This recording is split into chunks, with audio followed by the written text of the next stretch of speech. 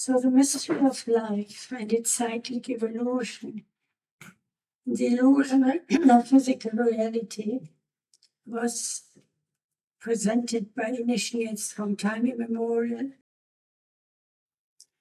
We will thoroughly analyze the nature of illusion and how it comes about first, and then the cyclic evolution of life within it. Albert Einstein once said, "The most beautiful thing we can experience is the mysterious. It is the source of all true art and science. He to whom this emotion is a stranger, who can no longer pause to wonder and stand wrapped in awe, is as good as dead. His eyes are closed." Lifting the veil and investigating the mysteries of life is the aim of every true philosophy and science. It is the evolution of mind and matter within the illusion of physical reality, the discovery of the essential oneness of all life, and to make the dream of true universal brotherhood possible through selfless service for the benefit of all, as the Mahatma Kutumi tells us in Letter 5. The term universal brotherhood is no idle phrase. Humanity in the mass has a paramount claim upon us. It is the only secure foundation for universal morality. If it be a dream, it is at least a noble one for mankind, and it is the aspiration of the true adept. And the famous Indian poet and philosopher Rabindranath Tagore once said, "I slept and dreamt that life was joy. I awoke and saw that life was service. I acted, and behold, service was joy." In 1913, he was honored with the Nobel Prize in Literature, the first for an Asian poet. The Nobel Prize was presented for lasting literary merit and for evidence of consistent idealism, which is a pursuit of perfection. His collection of poetry, the Gitanjali, and its universal message of harmony were also the focus of an event at the UN headquarters in New York at that time, promoting mutual respect and cultural and cross-cultural understanding. The term Gitanjali literally means song offering in the Bengali language. Tagore was also well respected by the giants of Western science, some of whom met him personally, like Albert Einstein. And Werner Heisenberg, for example, who felt quite overwhelmed by the recognition of relativity in the transcendental world, its interconnectedness, and especially its impermanence as a fundamental aspects of physical reality in the atomic and subatomic world. And he said, after these conversations with Tagore, some of the ideas that seemed so crazy suddenly made much more sense. That was a great help for me. And in the Mahatma letters, Mahatma Kutumi makes a very powerful statement about what happens when the perennial timeless wisdom of the occult scientists about this impermanence or illusion of the manifested world is ignored by mankind. And he writes, "If for generations we have shut out the world from the knowledge of our knowledge, it is on account of its absolute unfitness. And if, notwithstanding proofs given, it still refuses yielding to evidence, then will we at the end of this cycle retire into solitude and our kingdom of silence once more. We have over to exhume the primeval strata of man's being, his basic nature, and lay bare the wonderful complications of his inner self, something never to be achieved by physiology or even psychology in its ultimate expression, and demonstrate it scientifically. It matters not to them, the men of the world, if the excavations be so deep, the rocks so rough and sharp, that in diving into that fathomless ocean, most of us perish in the dangerous exploration. For it is we who are the divers and the pioneers, and the men of science have but to reap where we have sown." It is our mission to plunge and bring the pearls of truth to the surface. Theirs, the scientist, to clean and set them into scientific jewels. And if they refuse to touch the ill-shapen oyster shell, insisting that there is not nor can it be any precious pearl inside, then shall we once more wash our hands of any responsibility before humankind. For countless generations has the other builded a fane of imperishable rocks, a giant's tower of infinite thought, wherein the Titan, the absolute or universal principle, dwelt, and will yet it need be dwell alone, emerging from it but at the end of every cycle, to invite the elect of mankind to cooperate with him, and help in their turn enlighten superstitious men. And we will go on in that periodical work of ours. We will not allow ourselves to be baffled in our philanthropic attempts until that day when the foundation of a new continent of thought is so firmly built that no amount of opposition and ignorance, malice will be found to prevail. In an article called The Babel of Modern Thought, published in the Theosophical magazine Lucifer in January 1891, Madame Blavatsky said, "Deny if you can that the most important of our present sciences were known to the ancients. Are not physics and natural sciences but an amplified reproduction of the works of Anaxagoras, of Empedocles, Democritus, and others? All that is taught now was taught by these philosophers then, for they maintained, even in the fragments of their works still extant, that the universe is composed of eternal atoms, which, moved by a subtle internal fire, combine in millions of various ways. With them, this fire was a divine breath of the universal mind. Furthermore, they taught that there was neither life nor death, but only a constant destruction of form, produced by the perpetual physical transformation." Madame Blavatsky made two very important predictions. One in the Key to Theosophy, that during the last quarter of every 100 years an attempt is made by the masters of wisdom to help with the spiritual progress of humanity. Some one or more persons will appear in the world as their agents, and that a greater or less amount of occult knowledge and teaching will be given out.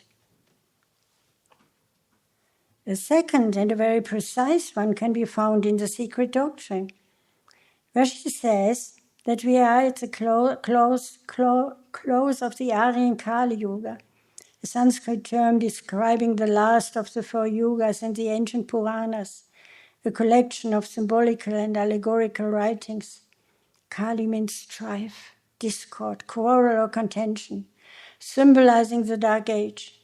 She predicts that a large wrench will be made in the veil of nature, and that materialistic science would receive a death blow in 1897. Quite a statement, but was she right? There's every indication that she was. A spark from the ancient occult wisdom has long since penetrated the scientific community, starting exactly at the date she predicted, a development already anticipated in the famous letter by the Mahachohan, containing valuable instructions passed on to some of the principal workers at the very early stage in the development of the Theosophical movement in India. It says right on the first page that the doctrine we promulgate, being the only true one, must, supported by such evidence as we are preparing to give, become ultimately triumphant, like every other truth. Yet it is absolutely necessary to inculcate it gradually, enforcing its theories in unimpeachable facts for those who know, with direct inference, deduced from and corroborated by the evidence furnished by modern exact science. The Mahatma Kutumi also confirms in letter 65 that science is our best ally. Exactly in that year, 1897, which HBB had predicted, the English physicist Joseph J. Thomson discovered the first subatomic particle, the electron. And out went the theory of an atom as being an indivisible solid building block of matter. For some time it was thought that an atom was a bit like a plum pudding, in which electrons were loosely connected. But only a few years later, Ernest Rutherford discovered that it had a nucleus consisting of protons. The neutrons were discovered some years later by student James Chadwick. It was this nucleus around which the electrons circled, and that most of the volume of an atom was empty space. But that was not the end either. In 1964, the American physicist and Nobel Prize laureate Murray Gell-Mann discovered that the particles of the nucleus consist of still smaller particles called quarks. And today it is believed that these particles only look like particles, but that they might be tiny vibrating filaments of energy. For example, in physics, a photon is a bundle of electromagnetic energy. In 1900, Max Planck, Nobel Prize laureate and one of the fathers of quantum physics, made the assumption that the energy was made up of individual units or quanta. And in 1905, Albert Einstein theorized that not just the energy, but the radiation itself was quantified in the same manner, which he called photons. A photon is not thought to be made of smaller particles and is therefore a basic unit of nature called an elementary particle. Brian Greene, professor of physics at Columbia University in New York, writes in his book, The Elegant Universe, that every particle is surrounded by an electric field, a so-called cloud of electric essence, and the force each particle feels arises through the interaction of their respective force field by way of literally shooting quanta of light or photons at each other. That a quanta of light is not so much a transmitter of a force per se, but rather the transmitter of a message, of how the recipient must respond to the force in question. And for this reason, the photon is sometimes referred to as a messenger particle of the electromagnetic field, of which it is the smallest individualized packet.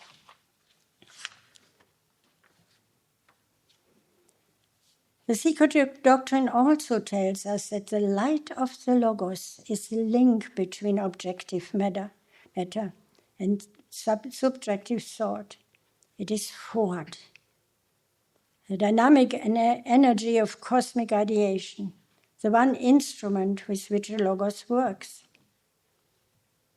Albert Einstein said already at the beginning of the 20th century, when he formulated his general theory of relativity, that space and time are intertwined, that matter is inseparable from an ever-present quantum energy field, underlying all appearances, which he expressed with his famous words, "We may therefore regard matter as being constituted by the regions of space in which the energy field is extremely intense.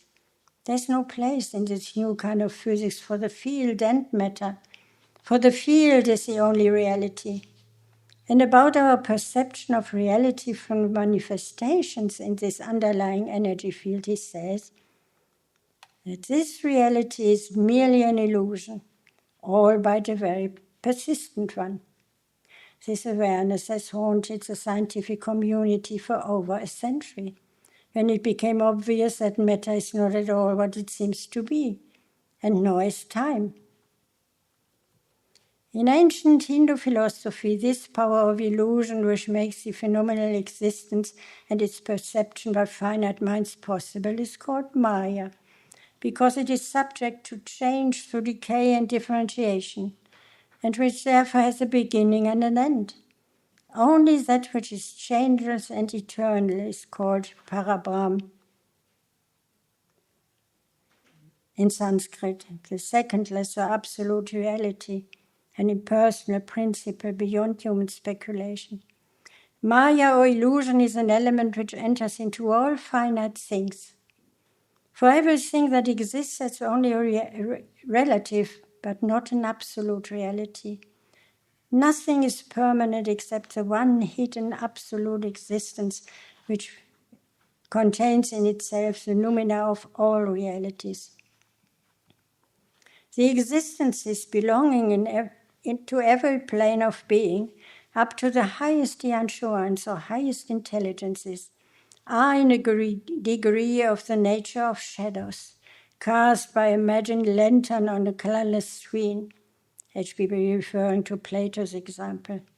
But all things are relatively real for the cognizer and is also a reflection, and the things cognized are therefore to him as real as himself.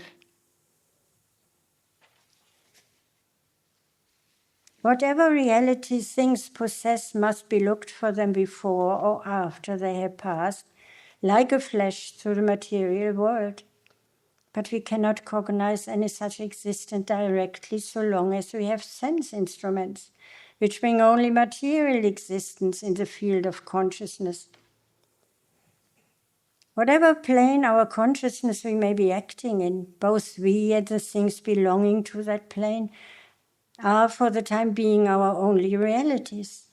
As we rise in the scale of development, we perceive that during the stages through which we have passed, we mistook shadows for realities. And the upward progress of the ego is a series of progressive awakenings, each advance bringing with it the idea that now at last we have reached reality, but only when we shall have reached the absolute consciousness and blended our own with it shall we be free from the delusion produced by Maya. Modern science is drawn more and more every day into the maelstrom of occultism, unconsciously, no doubt, but still very sensibly. The two main theories of science, the relation between mind and matter, are monism and materialism, says the secret doctrine.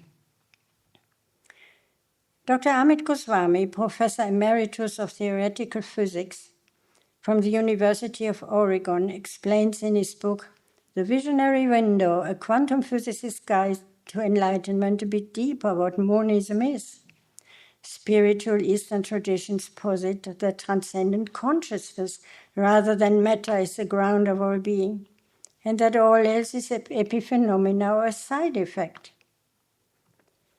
That consciousness is both inside and outside of material space-time reality. As transcendent or outside, it is pure consciousness unmanifest. Immanent or inside, it appears a split of self and the world, brought forth by the mysterious force called Maya in Hindu philosophy. He describes monistic idealism as Vedanta, in accordance with the Upanishads, where it is said that only Brahman has reality, where the whole phenomenal world is the outcome of illusion or Maya, the same philosophy as the Tao in China. The proponents of monistic idealism, like Advaita Vedanta, Plato, Plotinus, and Hegel, for example, point out that their philosophy is based on investigation, that consciousness can be known directly in its inclusive suchness because we are that. This profound truth has inspired many scientists. For example, David Bohm, who was professor of theoretical physics at the University of London, who said in a lecture at the Mystics and Scientists Conference in 1983 that we are only scratching the surface of reality, and that this will probably always be the case. We can extend our knowledge, but however far we go, there's always a limit, or the unknown beyond it. It does not look as if knowledge is going to comprehend the ultimate totality of all that is, whatever that may be. He also speculated on a different energy field in space-time implied by quantum theory that is not describable in classical physics at all. This is what he calls a simple implicate order, or a quantum formative field which determines not only the interrelationships of all the particles, but actually their formation. It would have to be described as a multidimensional order, which not only acts on the three-dimensional field, but also connects and relates fields in different parts of space and has to be seen as a single whole. We would say then that the things that have appeared to us so far are merely on the surface of the whole thing. As we go deeper, we are constantly revealing new features, and that the things that first appear are superficial, merely a display of something deeper. The ultimate principle is unfoldment, which generates time. The possibility of life does not arise from the superficial appearance of things, but from something much deeper. Madame Blavatsky says something similar in The Secret Doctrine. No Eastern initiate would speak of spheres above us, between the earth and the airs, even the highest, as there is no such division or measurement in occult speech, no above us, no below, but an eternal within two other withins, or the plane of subjectivity emerging gradually into that of terrestrial objectivity, this being for man the last one, his own plane. Professor Bow maintains that life is organized according to an infinite hierarchy of implicate or directly connected orders. If you take the idea of space as full, that the vacuum is full of energy, then we could say this energy has evolved into various forms through various formative fields. In The Secret Doctrine we can read as well that space is neither a limited void or a vacuum, nor conditioned fullness, but both.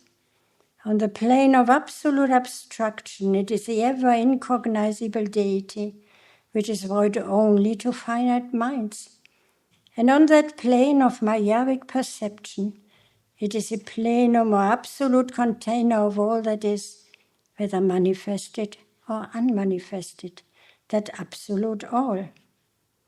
When HBB was questioned by her students about consciousness and what it is, she gave a very unique description, that the absolute or the attributed secondless reality is dormant and latent mind. It is absolute consciousness eternally, which consciousness becomes relative consciousness periodically, at every manvantaric dawn or new cycle of activity. Let us picture to ourselves this latent or potential consciousness as a kind of vacuum in a vessel, she says.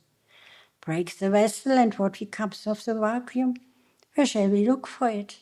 It has disappeared. It is everywhere and nowhere. It is something, yet nothing. A vacuum, yet a plenum, or the absolute container of all that is, whether manifested or unmanifested. But what in reality is a vacuum, she asked? Is not absolute vacuum a figment of our fancy, a pure negation, a supposed space where nothing exists? This being so, destroy the vessel and, to our perception at any rate, nothing exists. Therefore, stanza 2 of The Secret Doctrine puts it very correctly. Universal mind was not, because there was no vehicle to contain it. In his book, A Beautiful Question, Finding Nature's Deep Design, Frank Wilczek, Nobel Prize laureate and professor of physics at the Massachusetts Institute of Technology, comes to a similar conclusion, that the word vacuum is commonly understood to mean empty space, devoid of matter. That all depends on how hard we are looking.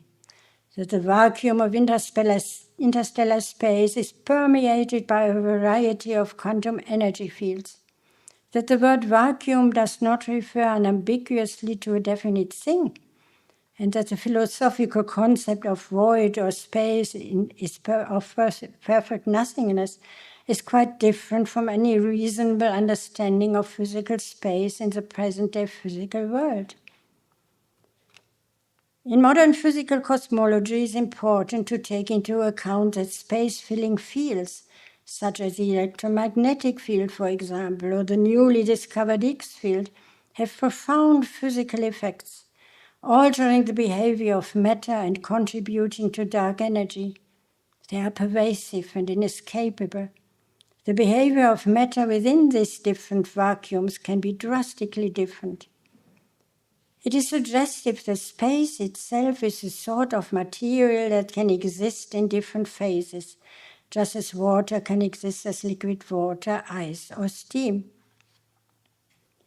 If we look at evolution not only of life, but of matter in general, then matter as a totality is a kind of super-intelligence that has inward depths, which emanated our bodies, and intelligence as a further development in its totality, says Professor Bohm. The same subject is also addressed by the Mahatma Kutumi in letter 90, where he says, the difficulty of explaining the fact that unintelligent forces can give rise to highly intelligent beings like ourselves is covered by the eternal progression of cycles and the process of evolution never perfecting its work as it goes along. It is one of the elementary and fundamental doctrines of occultism that the two are one and are different but in their respective manifestations, and only in the limited perception of the world of senses. Our doctrines show but one principle in nature, spirit-matter or matter-spirit. The third, the absolute ultimate, or the quintessence of the two, losing itself beyond the view and spiritual perception of even the gods or planetary spirits. This third principle, say the Vedantic philosophers, is the only reality, everything else being Maya. Purusha and Prakriti have never been regarded in any other light than that of temporary delusions of our senses. The word universe is a bit ambiguous, says Professor Bohm, because it literally means to turn towards the one. So the universe should be really a way of looking and not seen as a thing. He introduces this term soma significant. Soma standing for body, matter, or the physical, and significance means meaning. The hyphen between them indicates that they are not really different but somehow interact. Everything is somatic or physical as its own level, which may be very subtle, and yet it has meaning for what lies beyond or inwardly. This would suggest that the universe could be regarded as a body of the universal mind, says Professor Bohm. The secret doctrine describes the eternity of the universe or space overall as a boundless plane. Periodically, the playground of a numberless universe is incessantly manifesting and disappearing, like a regular tidal ebb of flux and reflux. It happens according to the absolute universality of that law of periodicity, which physical science has observed and recorded in all departments of nature. In it, we see one of the absolute fundamental laws of the universe. Professor Amit Goswami, whom I've mentioned before, wrote in his book, The Self-Aware Universe, about another hypothesis concerning the playground of universes, or the multiverse, and its interaction with an observer, comparing it with what is called superposition in science. Superposition is a principle of quantum theory that describes a challenging concept about the nature and behavior of matter and forces at the subatomic level. The principle of superposition claims that while we do not know what the state of any object in the subatomic world is, it is actually in all possible states simultaneously and potentially, as long as we don't look to check. It is measurement itself by an observer that causes the object to be singled out and limited to a form out of all the other possibilities.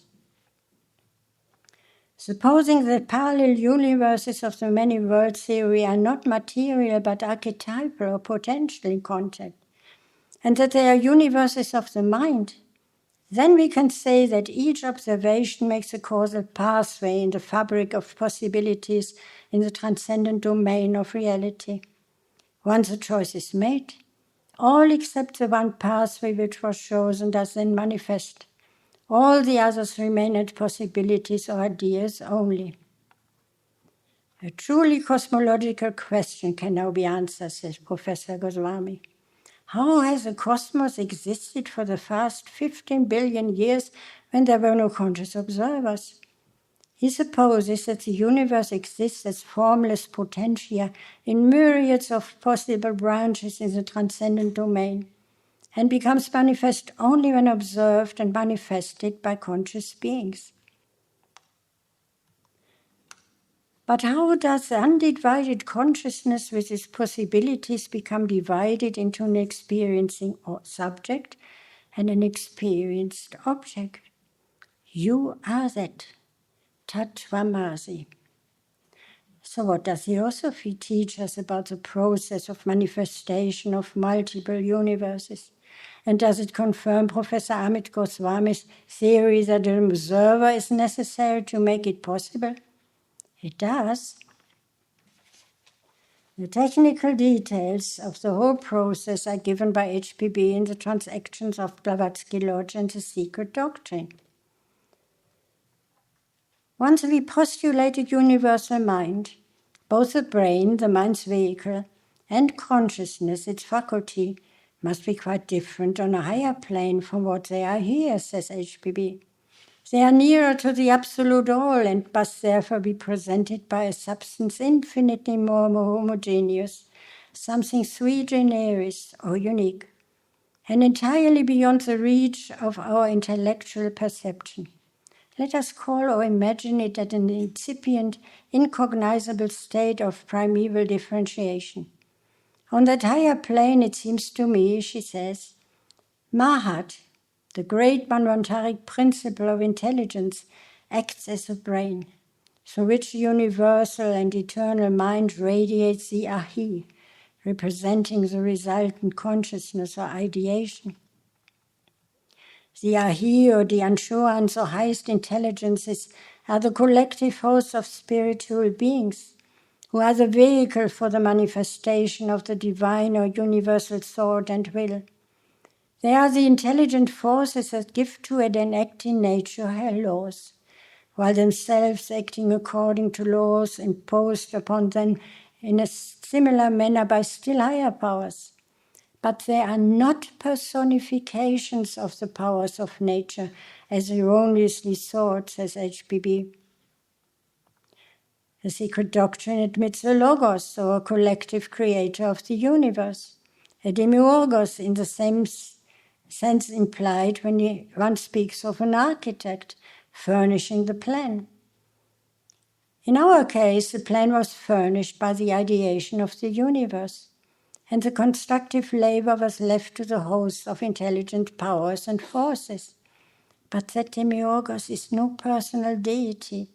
That is an imperfect extra-cosmic God, but only the aggregate of the Anshuans and other forces.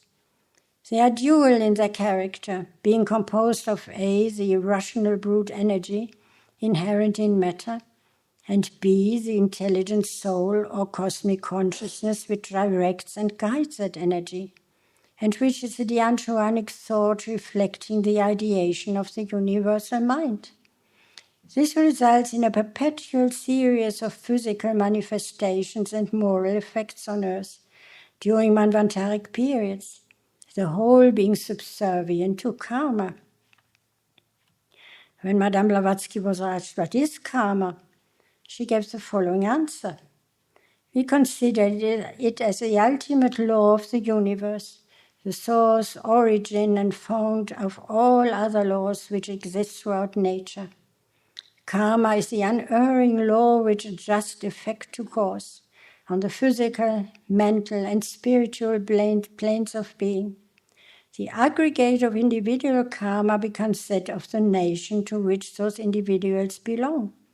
And further, that the sum total of national karma is that of the world. The law of karma is inextricably interwoven with that of reincarnation. Karma cannot be said to act, for it is action itself. Karma creates nothing, nor does it design.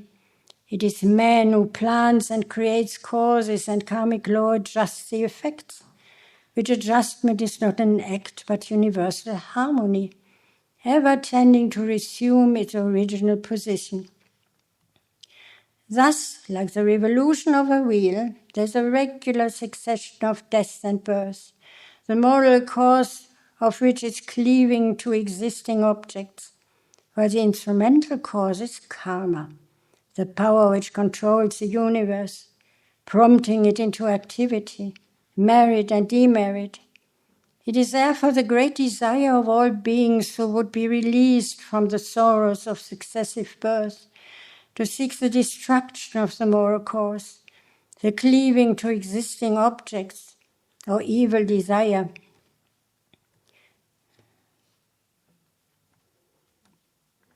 And as that process is not always perfect, and since, however, many proofs it may exhibit of a guiding intelligence behind the veil, it still shows gaps and flaws, and even results very often in evident failures. Therefore, neither the collective host or demiurgos, nor any of the working powers individually are a proper subject for divine honors or worship. And man ought to be ever striving to help the divine evolution of ideas by becoming, to the best of his ability, a co-worker with nature in this cyclic task. In June 2004, Sir Roger Penrose, Emeritus Professor of Mathematics from the University of Oxford, had a discussion at Oxford University with Dr. T.D. Singh, a scientist with a PhD in physical organic chemistry from the Irvine University in California, who is international director of the Bhaktivedanta Institute. He is a pioneer in advancing the dialogue between science and religion. The subject of the discussion was science, spirituality, and the nature of reality, where Professor Penrose explains that we have two different levels of reality. The small level, which is quantum, and the second one where classical physics holds true. There is a fuzzy borderline between the two, where we need geophysics, he says. At the larger level, it's not the individual particles, but the entire quantum process that is in some sense cooperative over large areas of the brain, and it is non-local. We know that many things in living systems are far beyond what can be achieved in the laboratory. We are in the position of a little child, entering a huge library filled with books in many languages, he says. The child knows someone must have written these books, but it does not know how, because it does not understand the language in which they were written. It dimly suspects a mysterious order in the arrangement of the books, but does not know what it is. That, it seems to me, is the attitude of even the most intelligent human being towards the term God. We see the universe marvelously arranged and obeying certain laws, but only dimly understands them. And he quotes Einstein again, who said that quantum mechanics is not the final theory because there is no room for consciousness yet. It has no place for it. There are many things in nature that we do not understand. There's something really deep, very deep, which is mysterious. And the advice Sir Roger Penrose gives us is that every person has its own strengths, whatever that may be. Believe in yourself, and do not necessarily think that just because somebody is a big professor that he knows all very well what is going on in the world, and that you have just to follow his ideas. Often these ideas are fashion-driven, which should not be blindly followed. Perhaps we may never be able to understand the ultimate reality through rigorous scientific approach. Some fundamental new insights are certainly needed. Try to think for yourself. There's a lot of following other people's thinking. It is very difficult for some people to break out of their mindset, to break into something that is totally new. Are you brave enough to follow your own ideas more truly? He asks at the end of the conversation. Madame Blavatsky gives the same advice in her article Nirvana Moksha, with even stronger words, quoting from a Buddhist catechism, where the question is asked, are there any dogmas in Buddhism which we are required to accept on faith? And the answer is no. We are earnestly enjoined to accept nothing whatsoever on faith, whether it be written in books, handed down from our ancestors, or taught by the sages. Our Lord Buddha has said that we must not believe it as things said merely because it is said, nor in tradition because they have been handed down from antiquity, nor rumors as such, or writings by sages because sages wrote them, nor fancies that we may suspect to have been inspired in us by a deva, that is in presumed spiritual inspiration, nor from references drawn from some haphazard assumption we may have made, nor because of what seems an analogical necessity, nor on the mere authority of our teachers and masters. But we are to believe when the writing, doctrine, or saying is corroborated by our own reason and consciousness. For this, says he in conclusion, I taught you not to believe merely because you have heard, but when you believed of your own consciousness, then to act accordingly and abundantly. And in Mahatma letter 120, we can read, thus it is plain that the methods of occultism, though in the main unchangeable, have yet to conform to altered times and circumstances, and that the state of the general society in England is unlike that of India, and requires quite a different policy in the presentation of occult law.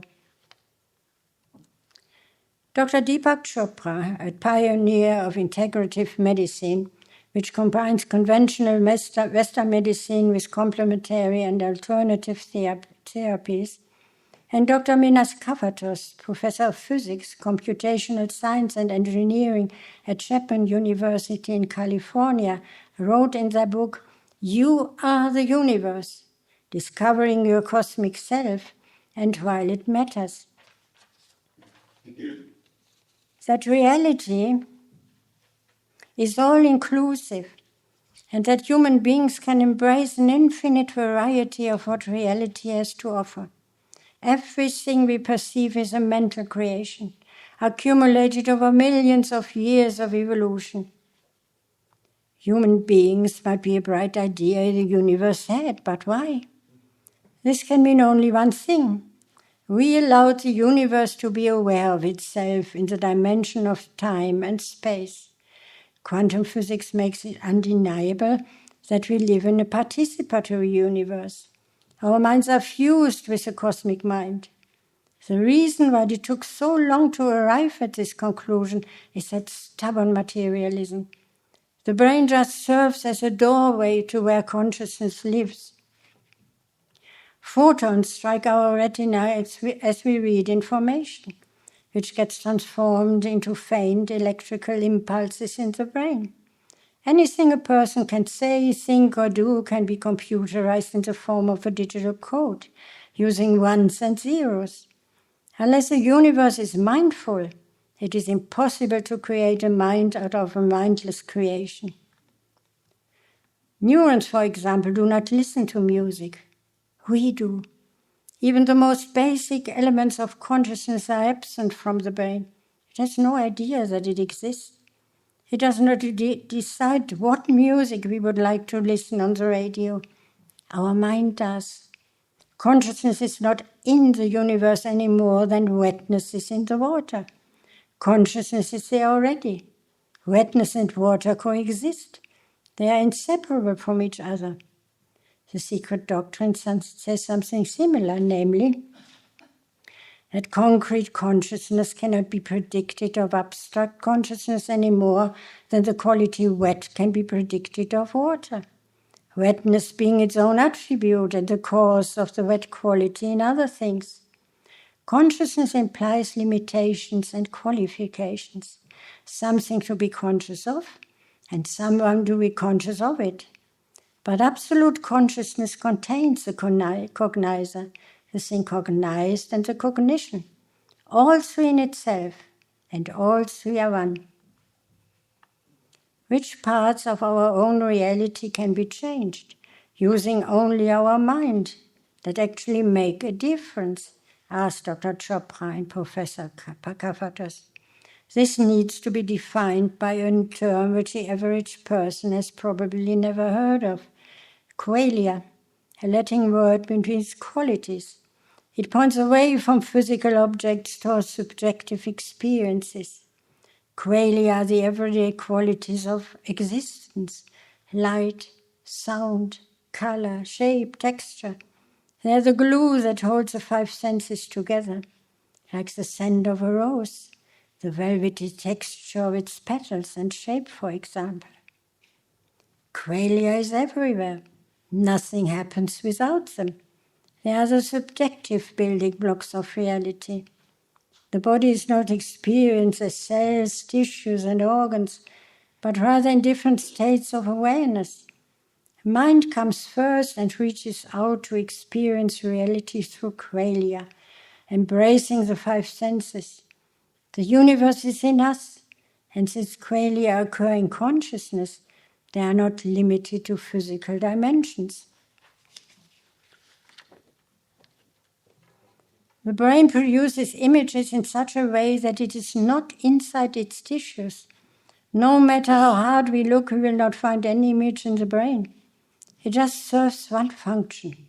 It gives access to the mental space where all concepts, experiences, memories, images, and all qualia reside.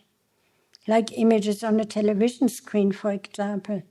They are a play and interplay of electrons. They don't tell us anything about the meaning of the story we see. Only the mind enables consciousness to perceive the meaning. The mind may pause and marvel at how convincing the state of separation can be. The universe is one undivided whole. Its parts, like atoms, galaxies, forces, etc., are qualia or qualities of consciousness. The same place to see the image of a rose in our mind's eye is where nature goes as well, when it creates an actual rose. We participate in the same consciousness that is the universe. A ripe sweet peach, for example, floods the senses with experience, and not with numbers or equations. Qualia perfectly matches reality. Experience does not need conceptual frameworks, but is a seed for a new view of nature, transforming the physical universe into a consciousness-based one. Qualia are perceived as insight, intuition, imagination, inspiration, and creativity.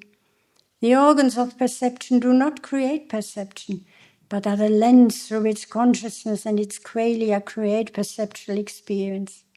Feelings like pain, hunger, and emotion cause the body to evolve a symbolic representation, a feedback loop that originates in consciousness, not in the biology of the brain. Consciousness is a field of all possibilities and exists prior to experience. The source of manifestation is beyond space, time, matter, and energy. Human consciousness looking at itself is a mirror for the field of consciousness looking at itself. Evolution is purpose-driven through each species. It experiments with its environment and gets feedback. Humans have the gift of self-awareness, coming to terms with its true nature. Self-awareness will be the starting point for the next leap in our creative evolution, said Dr. Chopra and Professor Kavatos, motivated by human aspiration, taking our civilization in the direction of wholeness, healing, and enlightenment. And in Mahatma Letter 20, the Mahatma Kutumli strongly emphasizes that the occult science is not one in which secrets can be communicated of a sudden by written or even verbal communication. If so, all the brothers would have to do would be to publish a handbook of the art, which might be taught in schools as grammar is. The illumination must come from within. No hocus pocus of metaphysical lectures or discussions. No self-imposed penance can give it, he says. All these are but means to an end. And this was and has been no secret for thousands of years. Fasting, meditation, chastity of thought, word and deed, silence for certain periods of time to enable nature herself to speak to him who comes to her for information, government of the animal passions and impulses, utter unselfishness of intention has been published as a means since the days of Plato and Jamblichus in the West, and since the far earlier times of our Indian rishis. This always reminds me of a passage in the Voice of the Silence where it says, "Be humble if you would attain wisdom. Be humbler still when wisdom you have mastered." And what about life? In the physical sciences, like biology, life proper starts with a self-maintaining system. Yet Theosophy teaches us that whatever quits the laya or homogeneous latent state becomes active conscious life. But what properties does the system have to be called truly living? Can a clear distinction be made between motion and a living system? What is the precise connection between self-organization of life? These challenging questions were studied and addressed by the two Chilean scientists, Dr. Umberto Maturana and Dr. Francisco Varela. They coined a new word for what defines a living or vital system, autopoiesis, a combination of the two Greek terms auto, which means self, referring to the autonomy of a self-organizing system, poiesis, sharing the same Greek root as the word poetry, which means making.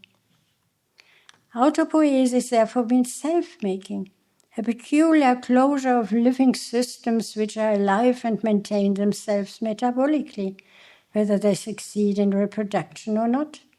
Unlike machines whose governing function are embedded by human designers, organisms, on the other hand, are self-governing.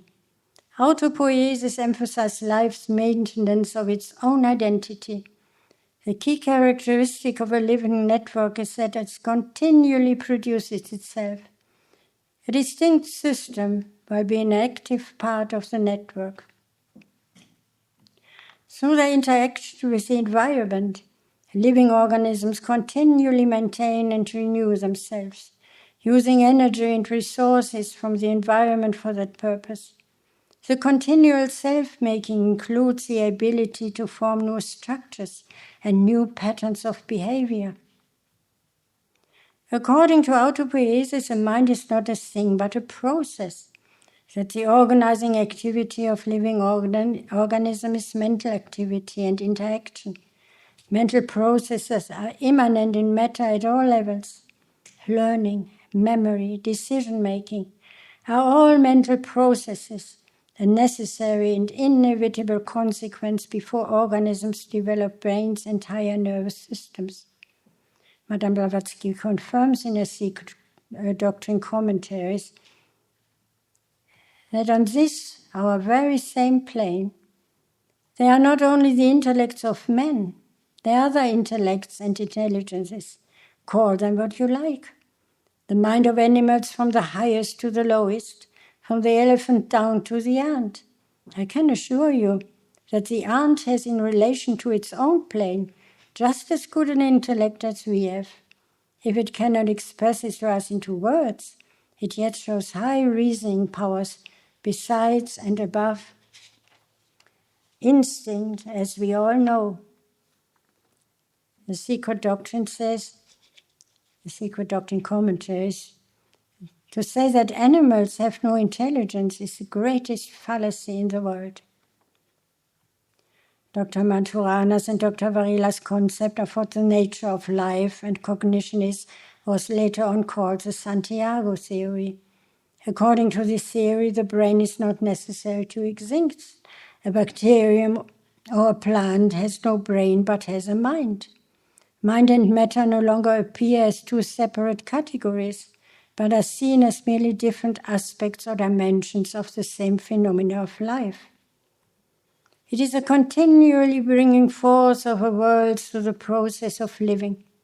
And the process of living itself is a process of cognition, including perception, emotion, and behavior, which does not necessarily require a brain and nervous system. That even bacteria perceive certain characteristics of their environment.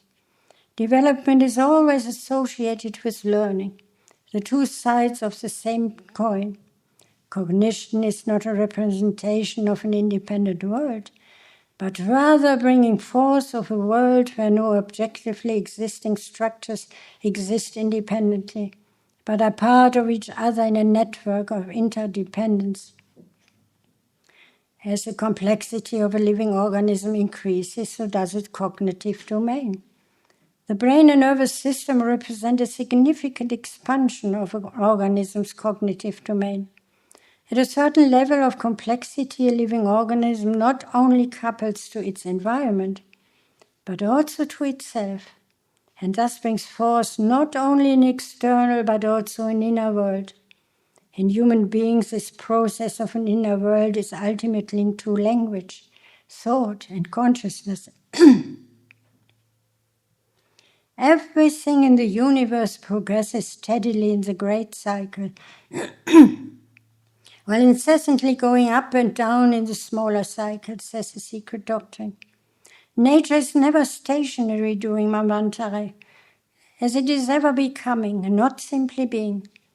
And mineral, vegetable, and human life are always adapting their organisms to the then reigning elements, and therefore those elements were then fitted for them, as are now for the life of present humanity. I would like to close with a few paragraphs from an original Aramaic text of the Essene Gospel of Peace, Book 4, The Teachings of the Elect. For the brotherhood of the Essenes, the Heavenly Father was law, governing everything in the manifested universe. The earthly mother was nature in its constant adaptation of bringing forth suitable vehicles for the manifestations of life in their countless forms.